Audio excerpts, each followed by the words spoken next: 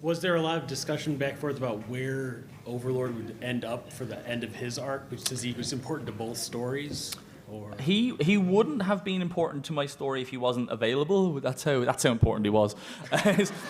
I remember when I knew I was going to be doing Requiem. I remember just double checking with James. Look, is he coming back? Because if he's coming back, I'll leave him alone. I'll figure out something else. There's plenty of other loose ends with Wreckers. But my thing with Wreckers all along was sort of like, well, Overlord is really good. How do we top Overlord? But you don't. You have to go a different route and a different villain and different kind of motivations. And so Tarantulas came along, and I was really, really happy with Tarantulas, and especially his personal relationship with the Wreckers and Springer in particular. So I knew the finale would have to have some sort of reckoning between Springer and Tarantulas. That story can't be left behind. But I was like, how do we top?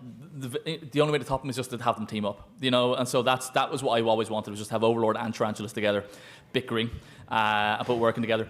But if Overlord wasn't available, I would have found a different way for have Tarantulas be kind of just the main focus, or the fighting amid the Wreckers. It was just, but I think had I not used him for Requiem, you would have, and had lost light. Had your runway been longer, you would have found more to do with him. Yeah, possibly. I think so. But that said, I didn't have anything.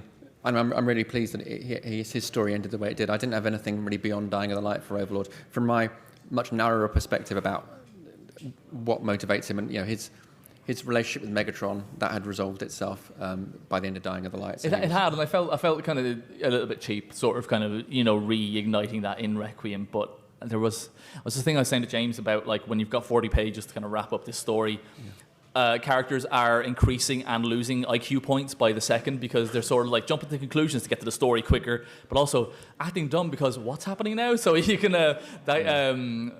so maybe it was slightly reductive and a bit of a setback, but kind of in the context I didn't mean it like that. No, I know you did. I know you did. But in the context of like Wreckers, it's kind of a nice. If you read just the Wreckers story, you get that nice little kind of pin on the end of it where Overlord is still kind of fixated. Unfortunately, it just deviates from what had been established elsewhere.